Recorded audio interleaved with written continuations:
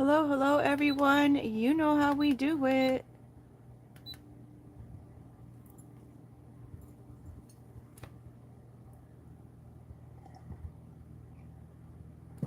I just saw a title of one of the YouTube videos about Leviathan, I guess it's called. I don't know. There's that pretty Tiffany. I'm gonna go with gray. Don't know why. Leviathan, I think it is. And they were saying how Leviathan spirits can't change, or they won't change just because you love them. I haven't watched the video. I probably should. I'm thinking that I don't know if they're on. I'm thinking and I don't know if, meaning I'm not sure if my thought is correct. I don't know why my words have to be so aplenty when it could be so streamlined. Um, Maybe I come from a time when they just spoke like it was more of a, I don't know. Anywho, I have to watch it, but I have a feeling it has to do with the narcissist. And then when I saw the title and I was setting up, I was thinking, gosh, that's like some of the people who demand that they have to see your face. It's like an ultimatum almost. Um, and I was thinking, oh, they just can't help themselves. It's just who they are. I mean, granted, I think that if people want to change, then you could probably coach them through that. I had an idea years ago that maybe I could be like, you know how sometimes people have, I don't know if you would call them a coach. Maybe I don't even, it's even more detailed than a life coach. It would be someone who is actually there with them. It depending on the severity of the person and, you know, the willingness or wanting to change.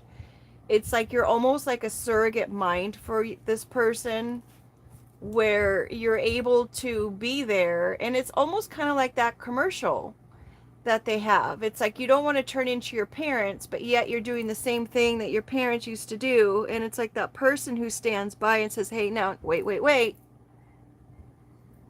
you know what I mean? I don't know if you've seen that commercial, but I think for some people who have found themselves in a negative personality and they're not wanting to be that person anymore, then maybe there could be some kind of service. I'm seeing the XOXO coming out from underneath this male seahorse.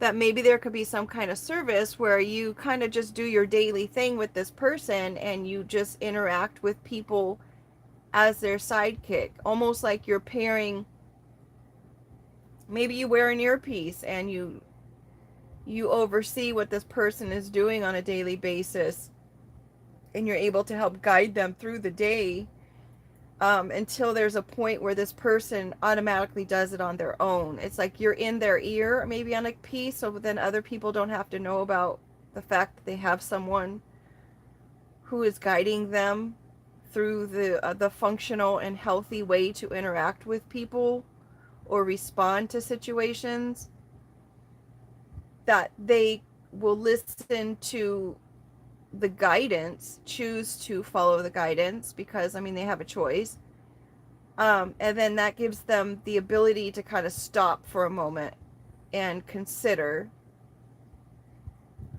what's ahead, and then they can respond, and then eventually through the habit of building this habit of change in the way they respond to things, it becomes ingrained of who they are. So that way they're eventually able to be this person or learn how to be this person on their own. Because quite honestly, sometimes people don't learn those traits because they aren't corrected as children, perhaps. It's maybe the mentality of just let kids be kids. Well, you have to teach kids. Yes, they're just being kids, and that's not such a big deal if they put soap into a fountain. It's not, I mean, I don't know how much it costs to fix that situation. But I mean, it is like a little prank that maybe you didn't think would be such a big deal and you thought it would be funny. And then it's like, okay, but now you've got to teach the kids. It's not earth shattering, but let's guide them and let them know why that's not such a great idea.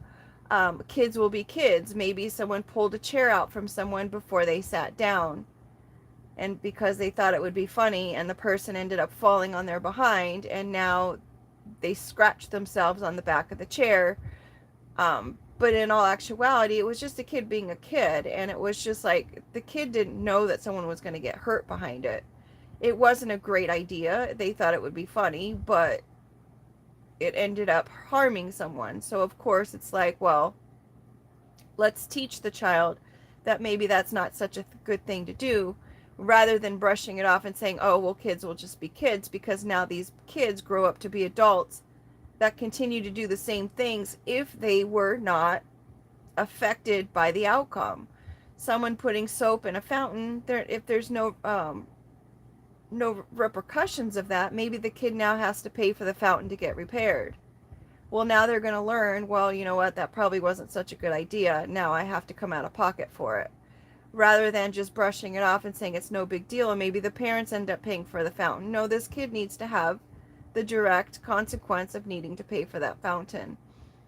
Granted, depending on the age of the child, I mean, I'm assuming that if the kid wasn't supervised long enough to put soap into a fountain, then they should be probably of age to be able to have a job, right? If they're not being supervised. I don't know what the legal limits are for kids not being supervised these days, but as far as the kid, if they didn't learn like hurting another individual by pulling the chair out, if that wasn't enough for that person to understand that that wasn't a good idea, because now look, someone else is hurt, sometimes that's enough of the consequence, because now maybe the person who did it feels bad about it, and they've learned from their own experience. You could always add a timeout on top of that, or but my point is, there are some adults that are walking around not understanding or not considering or whatnot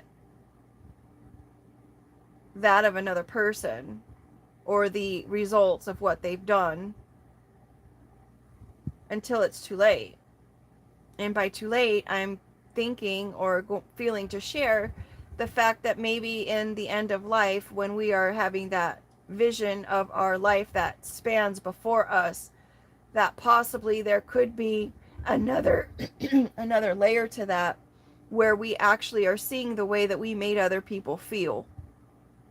And while we're seeing those things, we're having to feel those things in tandem in order to experience what it was that you created the experience to be for someone else.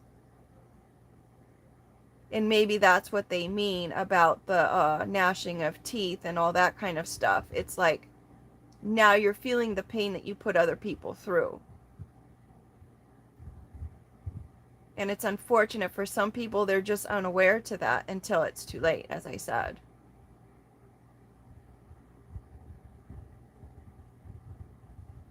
Circling back to the original, I don't even know how to say it, Leviathan.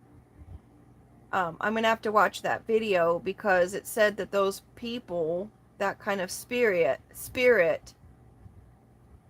can't be saved or can't change. I know the Jezebel spirit can be changed if it's wanted to be changed. Now, are these just words, or spirit? Is that just a word that we attach to certain behaviors and it just comes on as a mystical way? Or are they literal spirits that attach to people? I don't know. I know that when people go out to bars and clubs, they say that it's easy for these spirits to attach to people because they've been drinking. And alcohol is called spirits for a reason, because it makes your vulnerabilities go down, and it enables these spirits to attach themselves to you. But is it the spirit that's attaching themselves to you, or is it a behavior that just comes out of you because you're in a vulnerable state?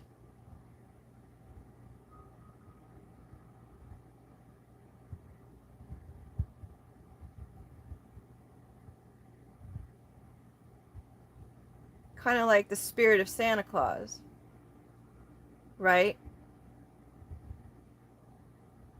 I mean, to add something positive, there is the spirit of Santa Claus. Every year, people will share the stories of Santa Claus, and then they act in the spirit of Santa Claus by providing gifts and whatnot. So is it the same concept? Interesting.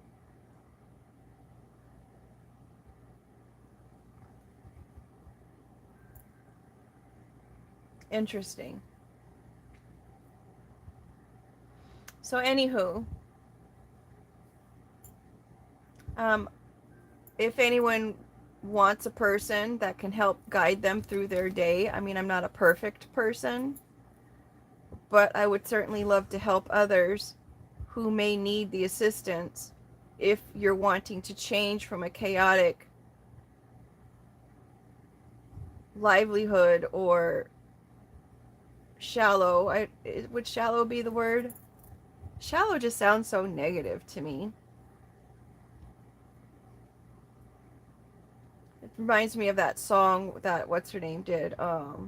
Oh gosh, it was just on the tip of my Gaga and Douglas, right? It was Douglas who did that shallow song.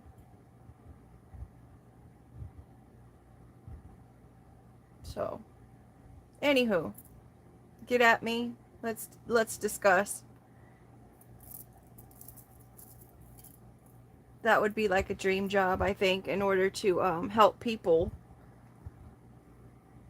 come out of the chaos that they've put themselves into. Just, I mean, maybe you just didn't know.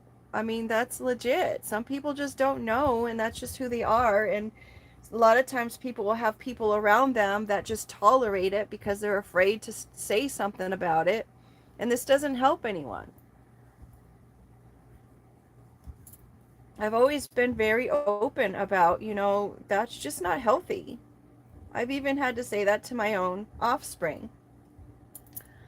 It's like, that was not healthy and that's a little dysfunctional.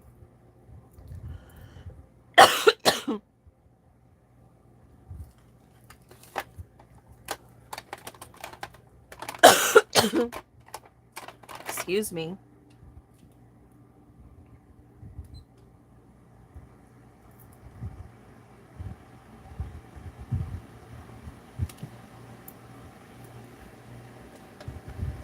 Apologies on the sound.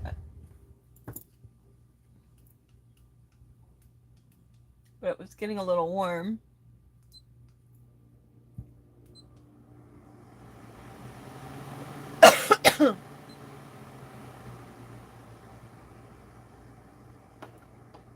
All right. So, back to why we're here. On the table, I have, I probably need a little lozenges. My throat is a little bit dry. On the table, I have the cards that I'm in the process of making. I just added probably about 12 or 14 of them today regarding another set that I'm making of the mystical creatures and whatnot. I learned about a few little mystical creatures and stuff that are out there that I had no idea that they even had an existence. Kind of cool. It's mind-opening for sure because it just kind of expands it's almost like going on another level of information because now it's like, oh, that exists, that's a thing. So it's kind of cool. That's been happening a lot for me over the last 3 years or so. Just slowly by surely, I'm learning all these different levels of things that I don't even know if you could say learning because it's like cliff note level. Oh, maybe I should make that into a card, cliff notes. Because sometimes all you need is the cliff notes. Right? 8, 15, 26. Maybe someone just had the Cliff Note version of something, and that's why they're not really as great at something as they are. Like I heard, there's like the witch, and then there's like the kitchen witch. The kitchen witch is the one that kind of, correct me if I'm wrong. The kitchen witch is the one that kind of just is just now learning these little tips and trips. Maybe they're learning it on TikTok or something. I don't know. Correct me. I'm always open for correction. Please do, because I don't want to be someone who just adheres to something just because I think it's true. I would like to know if it is true. With even that, it's like, how do you even know? Because things that were made to be something, like let's just say the whole time when we were quarantined or whatnot, so much information has come out about that. It's like you think you know, but maybe you don't know. I mean, it's like humans error, right? They're not perfect, so of course there's going to be some mistakes there and some kind of fear factor there, which is actually one of the cards that came out today, where there's just like something very small, fear grows into something huge. So we've got the assumptions there. We've got the world is your oyster based on maybe someone's sacral chakra and pufferfish. Maybe someone was making the assumption that someone just had the world at their fingertips. And maybe they thought that they were wasting this away by being out there, maybe with a network. Maybe the network. Maybe someone was put on the network. Maybe like the dark web.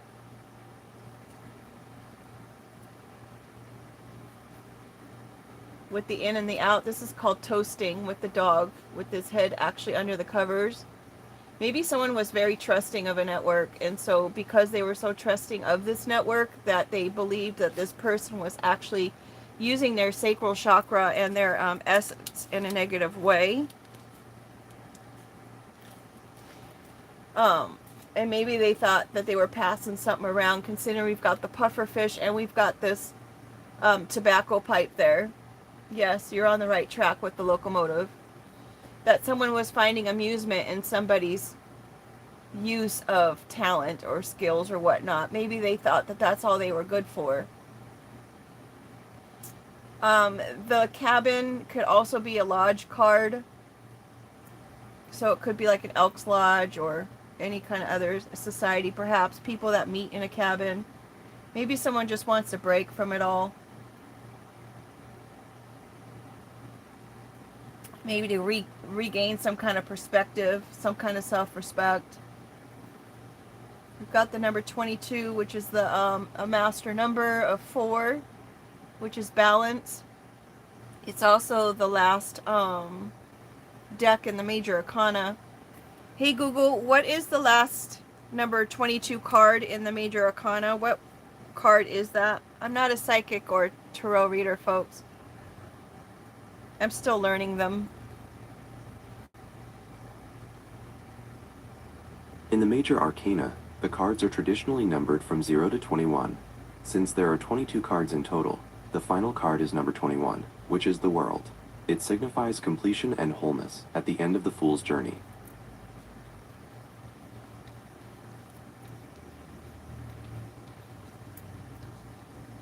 Well, I just learned something.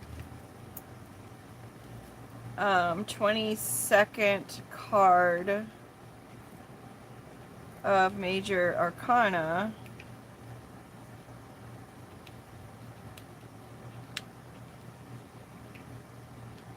But numbered 21. I don't know how to figure that out, but end of Fool's Journey. So there's that. Alright, now this person, maybe this was like some kind of initiation situation going on with the lodge, and since it is the end of the Fool's Journey, they already went through the initiation, or the, what do they call it, the humiliation ritual or whatnot. Maybe this person is being respected now because of it, the fact that they were able to make it through all of these accusations. Again, that could be some kind of other verbiage being used for something very basic. Kind of like hazing at the fraternities. It's like if you can get through the hazing, I mean, sometimes those things have gotten out of hand. Back in the day, um, just be mindful that these are story cards that I've made, and it's basically a diary, and I just share my experiences and I tell stories through these cards, kind of interchangeably. I don't know why I have a need. I don't know if maybe I was going to say I don't know why if I have a need to share my stories, but I'm thinking that perhaps it's because if I share my stories, then maybe other people can relate to those stories, and then maybe understand that life is just life. So going back to the whole hazing thing, I was out of high school and living on my own for college. My mom had set the whole thing up. I didn't have anything to say about it. I had told my mom that, this is a side note, I had told my mom that I wanted to take a year off from school because emotionally, high school was such a hard experience for me because I was bullied at school. Um, Not only by the people at my school, but by people off campus because of the things that, um, like I would date someone and I didn't know this person had a girlfriend, so the girlfriend would show up at my school. It's like I didn't even know. I was introduced to this person and, we hit it off. I can't help the fact that they were seeing somebody, you know what I mean? So they would come and bully me at my school. Um, then the people on campus, they were mad because this was back in like what, the 70s or the 80s? And I was friendly with everybody, and some people didn't like the fact that I was friendly with everybody, and I don't mean friendly like, hey, let's get together friendly, because I had kept my purity until I was almost a senior in high school. And rumors went around saying that I was sleeping with the entire water polo team, which was not true, or the whole football team, which was not true. Again, I was innocent until I decided that I wanted to have the experience. But I was being accused of things that I wasn't doing, and then, of course, it didn't help that it was just me. I was just a nice person. And people didn't like that because they didn't want me crossing those boundaries or crossing the lines as far as who I was friends with. Which to me just seems silly because everybody is everybody, right? So, anywho, the purpose of that.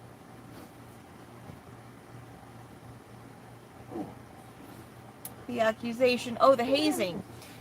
So, I go away to college. My mom said, this is what we're going to do. This is where you're going to stay. This is what you're going to go to school. And I was just like, I just really need a break. I just need to take some time for myself. And she was like, no, this is what you're doing. So I didn't really have a say in the situation. Anywho, I ended up being a little sister for a fraternity up there. And I had to learn the material. I had to, know the rules and the history and whatnot of the fraternity.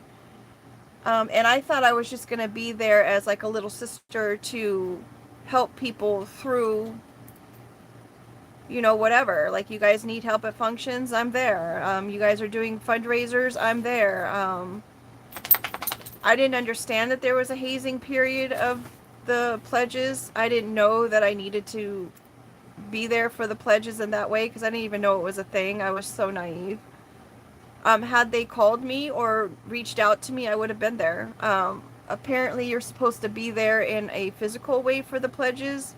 I didn't realize that. I didn't know that. I didn't sign up for any of that even though I did date one. But again, it turned out to be a nightmare because I was accused, and it's like I didn't know that they were dating someone. I'm so sorry. Had they been upfront and honest, then I would have been able to step back because that's just not who I am. Um, Anywho, so now I guess somebody has gone through this hazing. Someone was finding it amusing, maybe, that maybe someone smoked the maybe someone smoked the head honcho of a lodge by whatever their actions were, whatever their choices and decisions were. Maybe it didn't go according to how they had planned it. Maybe this person kind of kept the peace throughout all of the hazing or initiation. Um, I don't know why I'm thinking apologies on the TMI, but I mean, it's life. It is what it is. We've got the dandelion card here, something that is very healing. It's an undercover healing of sorts. Maybe there's mad respect in this case because someone was able to heal through it all and they didn't think that they would be able to. They discovered this person was able to heal through stuff. Maybe this person was inadvertently able to heal an individual that was maybe of some kind of respected um, position in some kind of lodge. Maybe they'll reach out for this person to heal someone who is in a respected position in a lodge. Maybe someone's under the assumption that this person can heal others. We've got the sap here with the crying tree. Hey Google, when the tree has sap coming down its trunk, does that mean that there's some kind of infection in the tree, or what? What does it mean? Is a tree crying? Seeing sap on a tree trunk can look like it's crying, but it's usually a sign of a physical injury or a reaction to environmental stress rather than an infection. Trees often release sap to seal over wounds caused by things like pruning, storm damage, or even rapid growth, which can cause the bark to crack. While sometimes it can be caused by insects or bacterial issues like wetwood, in many cases it's just the tree's natural way of protecting itself and healing. Are you noticing any other changes with the tree, like wilting leaves or a strange smell? So cute. No, thank you. I was just asking as far as one of the words on my cards. Thank you. So that would kind of go in line with the dandelion here because it's like there's healing that needs to be made. There's like a self-inflicted situation that needs to be healed. Interestingly enough, that is what we were talking about in the opening of sometimes people have those wounds and they don't know how to heal them. They don't know how to fix it. Ending our chat. Sometimes it's like you need to reach out to someone who can help you through those things, and that's where therapy comes into play. But sometimes even the therapists don't know how to fix whatever it is that's going on with an individual. Sometimes things are not just so textbook, in my opinion. And sometimes the personality doesn't mesh with the individual. So since I'm bringing that up, if you are seeking therapy from somebody, then by all means, if the personality doesn't match or if they're not being effective for you, then just find a new therapist. Just like dating, you're not going to just date every individual that comes across just because they want to date you. You're going to see if there's a personality match for you. Dating is supposed to be a joy, not a chaotic situation. So especially if somebody wants to heal, maybe someone's taking a break and they're just like contemplating the fact that they're tired of juggling everything. Maybe this person feels alone when they're around people. There's some things that they just want to get rid of with the shave card. This also could be the judicial system, somebody like a judge. That reminds, oh yeah, it's in there. So we've got this need for healing here, and then we've got the dandelion that is known to have healing properties in it as a tea. Do your research. I'm not a nutritionalist or a doctor, folks. You have to do your research on things. It might interact with something that you're already doing, so please be mindful of that. So this could be a male figure with the male seahorse here, someone who takes things and reproduces it, not reproduces it, but incubates it, grows it, whatnot. This could be the person who is the head of this lodge or this cabin environment. Something up in the woods, maybe their last name, or they're known as Woods. Maybe someone would. Maybe someone would want to heal, right? We've got this male figure who does a lot of work. We've got it right on top of the red hen. and it's erupting. The volcano is erupting. And with all eruptions, right, the light comes afterwards. Once the smoke clears, the light shows, the light shines. It's the light in the dark. Maybe someone is really tired of doing all the work. Maybe they feel like they've got all of the work on their own shoulders. Maybe this person is someone who takes care of their entire family. Maybe they take care of all their friends. Maybe they're playing tired. Who takes care of him is what I want to know. Do people just come around when the finances are good? Do people just come around when the bread is made? That was one of my favorite storybooks as a kid, The Little Red Hen. And it's just funny because it's like the stories that I've heard as a child are things that I can reflect back on, and I'm like, wow, that kind of relates to what it is that I'm dealing with now. It's like someone who continually does it, and they just get to a point where they're just tired of doing it. It's like there is no return. And it's like you're not doing it for the return, but eventually you would think that there's some kind of give and take in a situation. But if it's all just give and all just someone taking, that gets exhausting. And it's like maybe you figured that there would be some kind of teamwork involved, or maybe you would think that someone could get to the point where they are able to contribute or to be part of a team, but they just don't. And it's because you kept giving and giving and giving, and you didn't teach them anything on how to do it on their own. That's why, biblically speaking, it's like you can you can give a man a fish, but why don't you teach him how to fish? And that kind of goes back to what I was saying in the beginning. It's like if you don't know, you don't know. You just keep on doing what it is that you know because that's all you know. So this could be a man here who's going to be coming back to someone. Maybe they're coming back, the cockroach. They keep coming back. Maybe this person can't get rid of the individuals that just keep taking, and they don't understand how they can get rid of the individuals that just keep taking. Well, sometimes you just have to put your foot down and just be done with it already. You have to send them away, like the French sent the Statue of Liberty away. They sent it to America.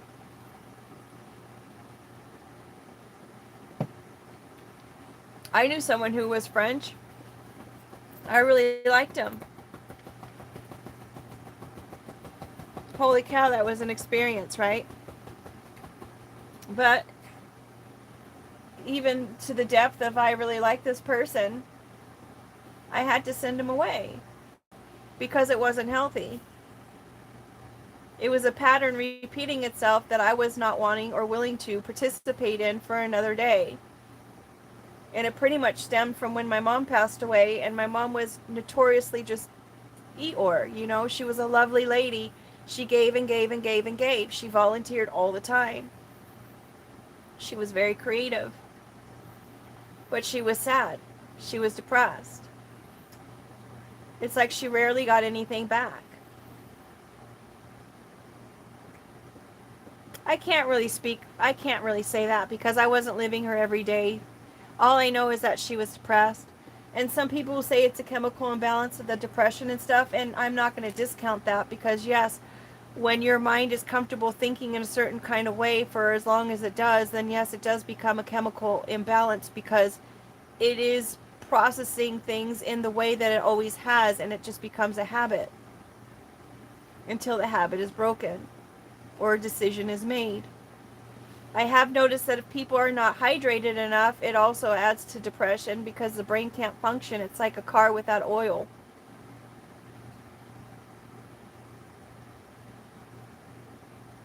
Just like the Statue of Liberty, though, it changes over time. Little by little, the whole depression just takes hold because it's not being taken care of in the beginning, and eventually it stays true to form. It becomes something different. It looks like something different, just like the Statue of Liberty came over to us. I think it was copper, and now it's turned green. The change takes hold. Now it's a permanent fixture until I don't know if you can even take the green off. I have no idea. It oxidizes. Sorry, Mom. She was an English teacher, and she would always have to help me enunciate because I have a loss of hearing. I think that happened from a fall when I was little.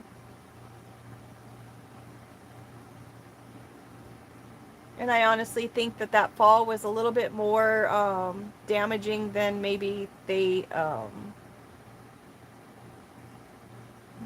maybe thought, because it was, it was you couldn't see the damage, so to speak. Anywho, we adapt, don't we? So we've got the Statue of Liberty here being sent over from the French. Um, Life, liberty, and the pursuit of happiness. It was a gift. It was an expensive gift. We've got someone who's here ready to talk about it. Maybe someone sent somebody over in order to whatever, this mail. Maybe this person's coming back. Someone's coming to talk about it. Whatever was kind of, what's the word? It was hidden, disguised, disclosed. Something's been uncovered, perhaps, with that dog that we had under the covers, halfway in, halfway out, partially exposed. This cockroach is going to show back up again. Maybe this person, this male figure, whoever this is in and out of the hospital, needing to take some time, some breaks of stuff. They're in a vortex of some kind. We've got the cliff notes. They have those short stays at the hospital. Bumper stickers. Bumper stickers are things you put on your car, your beliefs, your little interesting sayings that you like. Maybe this person is very unique. Maybe they share their point of view. It's a forever thing. Once you stick a sticker on a car, it's forever. Conservative in the front and party in the back. Maybe it's been draining for this person to be this person. Always having to come up with some kind of nest egg. They've hit rock bottom on that. They're tired of the idea. They've been sold on some idea that they just can't uphold anymore. It's written all over. Everyone can see it.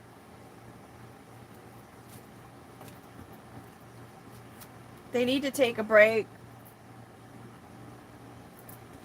We've got this castle. Somebody's like behind lock and key now.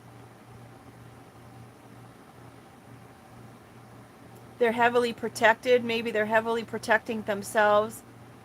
Maybe you can't get to them without going through their protection first. They've got these walls up. Maybe I can put some walls right here. I don't want to disrupt that.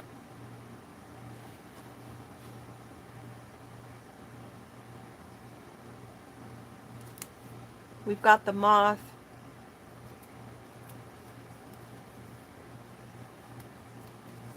We've got the snow globe. They're attracted to these memories.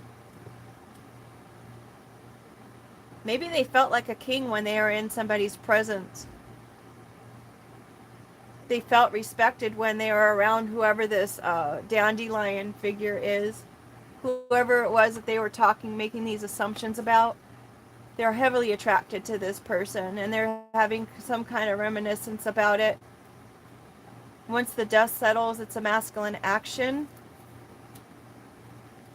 Common courtesy, putting your cart back into the stall. It's like,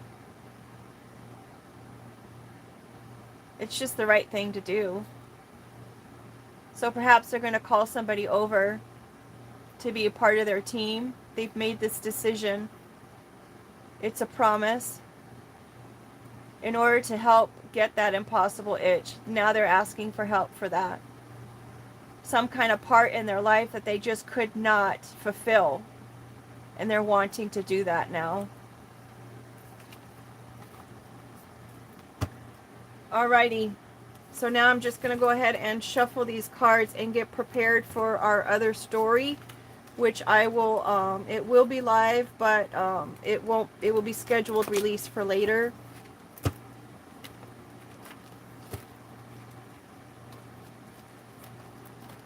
We had the castle and the assumptions kind of catty corner to each other.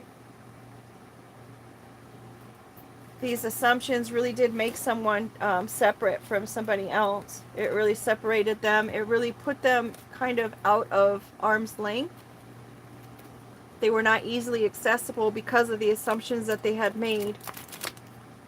And then the rabbit card had come up, and maybe that was upsetting to them when they kind of figured it out, that they were around a bunch of yes men and women who tried to make someone portray someone as being something that they weren't, just so they could kind of keep this person to themselves and not evolved or become a healthier version of themselves, because they knew if they did, then they would be losing out on the benefits that this person provided to them. It's not the person's fault that they just kept giving, because they are just that type of person. They wanted to give, but they didn't realize that they had to teach them along the way, so they weren't continually always just giving and depleting the resources that they had earned or made for themselves. In case you're wondering how these cards even got pulled this way, I just pulled a group of cards up, and then whatever cards kind of fell down, that was the next grouping that I took. And that's what constituted the next group of cards to be stacked. There are probably about 700 cards here now. I can't believe it.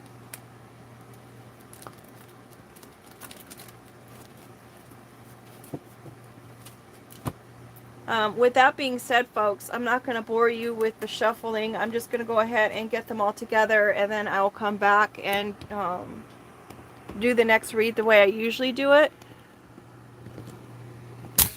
Whoa. Whoa. But I do want to say thank you so much for being here. Take care and make it a great day.